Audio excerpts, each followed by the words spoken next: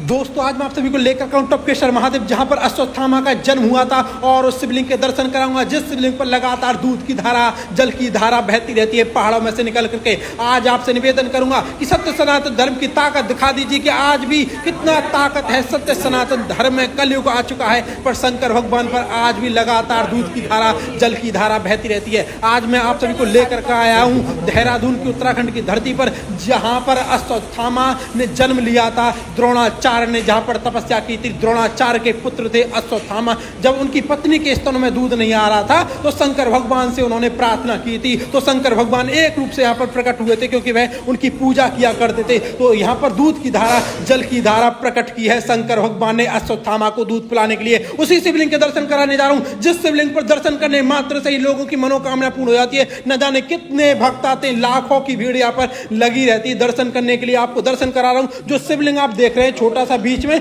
यही वो शिवलिंग है जिस शिवलिंग की द्रोणाचार्य पूजा किया करते थे और अश्वत्थामा ने भी इसकी पूजा की है। दोस्तों आज आप बड़े भाग्यशाली हो जो घर बैठे इस शिवलिंग के दर्शन कर रहे हो, जो कि शंकर भगवान का एक रूप माना जाता है। ऊपर से दूध की धारा और जल की धारा बहती रहती है शिवलिंग पर। अब मैं आपको उस गुफा के दर्शन कराने के लिए जा रहा हूं। हाँ जी, उस गुफा के दर्शन कराने के लिए जा रहा हूं जिस गुफा में अश्वत्थामा का जन्म हुआ था। दोस्तों आपसे निवेदन है, धर्म रक्षति रक्षता। अगर तुम धर्म की रक्षा करोगे धर्म तुम्हारी रक्षा करेगा, याद रखिएगा। उस गणेश भगवान के दर्शन करा रहा हूं जो कलाकृति अपने आप उभरी है। मैं आपको बताऊंगा किसी ने बनाई नहीं है, ये अपने आप कलाकृति उभरी है। मैं आपको दर्शन कराने के लिए जा रहा हूं उस गुफा में जिस गुफा में अश्वत्थामा का जन्म हुआ था। ये पहाड़ों से लदा हुआ है और नीचे एक नदी बहती है। आपको दर्शन भी कराता हूं, नीचे एक नदी बह रही है, आप देख सकते हैं। अब मैं आपको दर्शन कराने के लिए जा रहा हूं। यहाँ पर वीर बजरंगबली शंकर भगवान साक्षात विराजमान है। उससे पहले मैं आपको माता पार्वती और शंकर भगवान के दर्शन कराता हूं और उस गुफा के दर्शन कराऊंगा उसके बाद जिस गुफा में अश्वत्थामा का जन्म हुआ था। आप देख सकते हैं यहाँ पर कई सारे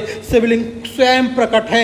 आप देखिए पहाड़ों से छिपे हुए हैं, पहाड़ों में ही अश्वत्थामा का जन्म हुआ था। शंकर भगवान यहाँ पे एक रूप से प्रकट हुए थे अश्वत्थामा को दूध पिलाने के लिए, तभी से आज भी यहाँ पर दूध की धारा, जल की धारा बहती रहती है। अब मैं आपको उसके दर्शन कर रहा हूँ। हाँ जी, ये इसी गुफा में अश्वत्थामा का जन्म हुआ था। आप देख सकते हैं इसी गुफा में अश्वत्थामा का जन्म हुआ था। कलयुग के प्रभाव से ये गुफा छोटी हो गई क्योंकि कुछ लोगों ने यहाँ पर बनाया भी है, कई बार बिगड़ा भी है और बनाया भी। आप देख सकते हैं यहाँ पर टैल वगैरह लगी हुई है नीचे। आप देखिए द्रोणपुत्र अश्वत्थामा की गुफा सामने लिखा हुआ आप पढ़ सकते हैं। दोस्तों इसी गुफा में अश्वत्थामा का जन्म हुआ था। आज भी है गुफा विराजमान है जो कि हजारों लाखों साल पुरानी है। अब मैं आपको वीर बजरंगबली के दर्शन कराता हूं जो एक रूप से यहाँ पर वीर बजरंगबली साक्षात विराजमान है। जय श्री राम कमेंट में हर हर महादेव भर दीजिएगा और इस वीडियो को पूरे विश्व में फैला दीजिए ताकि ज्यादा से ज्यादा भक्त दर्शन का लाभ उठा सकें और सत्य सनातन धर्म की ताकत देख सकें कि आज भी दूध की धारा, जल की धारा शंकर भगवान पर बहती है। अब मैं आपसे विदा चाहूंगा। सभी को हर हर महादेव, जय श्री राम।